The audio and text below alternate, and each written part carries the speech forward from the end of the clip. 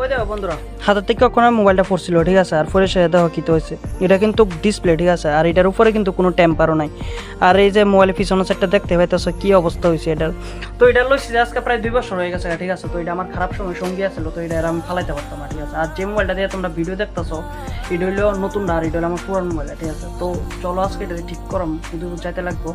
তো টাউনে যাবো। তো তোমরা সবাই আজকে ব্লগটা কন্টিনিউ দেখতে থাকো। ছোট্ট একটা ব্লগ, বোরিং হয় না, প্লিজ একটা সফট আউট করো যাতে আমরা একটু উপরে উঠতে পারি, ঠিক আছে।